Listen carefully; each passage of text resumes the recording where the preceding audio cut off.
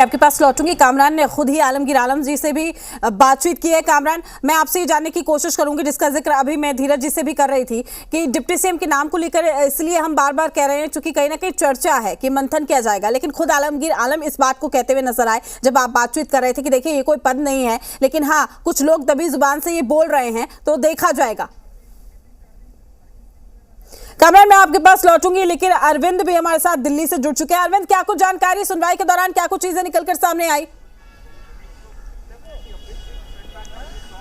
देखिए, supreme court ने सीधे सुनवाई से इनकार कर दिया है हेमंत सोरेन की याचिका पर, और कोर्ट का यह कहना था कि हाईकोर्ट भी एक संवैधानिक कोर्ट है। हाईकोर्ट भी इस मामले में आर्टिकल 226 के तहत सुनवाई कर उचित आदेश पास करने में समर्थ है, और अगर हम आपकी याचिका पर सीधे सुनवाई करते हैं तो फिर हमें सभी की अर्जी पर एक सीधे सुनवाई करनी होगी, क्योंकि कोर्ट के दरवाजे सबके लिए बराबर खुले हैं। तो कहीं ना कहीं कोर्ट ने कहा कि जब हाईकोर्ट संवैधानिक कोर्ट है, हाईकोर्ट के पास भी पावर है इस मसले पर सुनवाई करने की, तो सीधे सुप्रीम कोर्ट आने का औचित्य बनता नहीं। हालांकि कपिल सिब्बल और अभिषेक मनु सिंह भी हेमंत सोरेन की तरफ से पेश हुए थे, और उन्होंने कोर्ट को आश्वस्त करने की कोशिश की कि एक मुख्यमंत्री से जुड़ा हुआ मामला है, ये राजनीति के तहत उनको टारगेट किया गया है, और ऐसे में सुप्रीम कोर्ट को इस मामले में एक मैसेज देने की जरूरत है, क्योंकि ईडी ने अपने अधिकार क्षेत्र का दुरुपयोग किया और केंद्र सरकार के इशारे पर सरकार गिराने के लिए इस तरह की कार्रवाई हुई है, ऐसा हेमंत सोरेन की याचिका में आरोप भी लगाया गया था। लेकिन कोर्ट ने सीधे सुनवाई से इनकार किया। कोर्ट ने कहा कि अगर हम आपकी याचिका पर सीधे सुनवाई करते हैं तो फिर कानून कोर्ट सबके लिए बराबर है, फिर हर कोई सीधे सुप्रीम कोर्ट आ सकता है, और जब हाईकोर्ट संवैधानिक कोर्ट है, हाईकोर्ट इस मामले में उचित उपयुक्त आदेश पास करने में समर्थ है, तो फिर आपको राहत के लिए हाईकोर्ट ही जाना चाहिए। हम सीधे सुनवाई नहीं करेंगे। बिल्कुल अरविंद, इसे क्या कहें, ये एकमात्र विकल्प था, अब हाईकोर्ट का रुख करना होगा। ये कहे कि कानूनी दाव पेच से ही सही, कहीं ना कहीं ये उम्मीद जाहिर की जा रही है कि हेमंत सोरेन को राहत मिलेगी, लेकिन विकल्प के तौर पर एकमात्र रास्ता कोर्ट है। वहां पर भी अब कह दिया गया है साफ तौर पर इनकार सुप्रीम कोर्ट का, आप जाइए हाईकोर्ट, वहां पर देखिए क्या कुछ राहत मिलती है या फिर मुश्किलें बढ़ती है।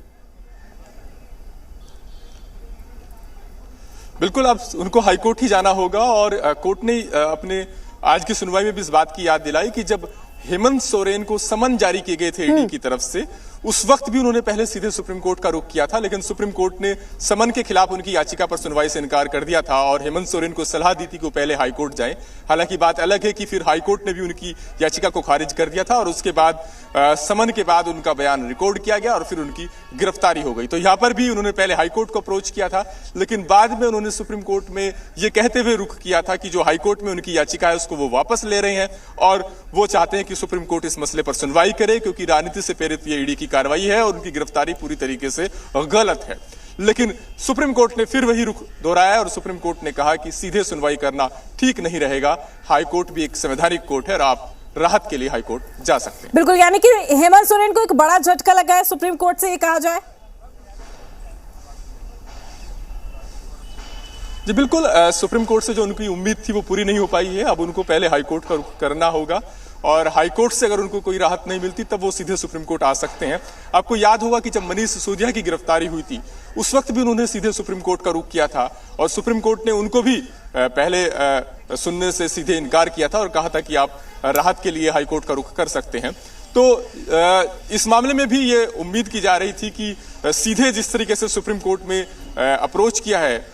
हेमंत सोरेन ने, तो क्या सुप्रीम कोर्ट एंटरटेन करेगा नहीं करेगा, ये अपने आप में एक सवाल था। दूसरा ये कि जो याचिका में उन्होंने सवाल उठाए थे कि ईडी की गिरफ्तारी गलत है, ईडी ने राजनीति से प्रेरित होकर कार्रवाई की है, किसी भी गिरफ्तारी को अवैध ठहरा देना बहुत आसान भी नहीं रहने वाला है, और हेमंत सोरेन के वकीलों के लिए एक बड़ी चुनौती अब हाईकोर्ट में भी होगी कि किस तरीके से हाईकोर्ट के सामने वो जस्टिफाई करते हैं कि वाकई जो गिरफ्तारी हुई है वो गलत है या नियम कानूनों को ताक पर रखकर हुई है। बिल्कुल अरविंद, आपका शुक्रिया तमाम जानकारी साझा करने के लिए। अपडेट हम आपसे लेते रहेंगे, साथ ही धीरज और कामरान भी हमारे साथ जुड़े हुए हैं, आपके पास हम लोग लौटेंगे। लेकिन सुप्रीम कोर्ट ने हाई कोर्ट जाने को कह दिया है, इसे बड़ा झटका कहा जा सकता है हेमंत सोरेन के लिए, चूंकि उन्होंने सीधा सुप्रीम कोर्ट का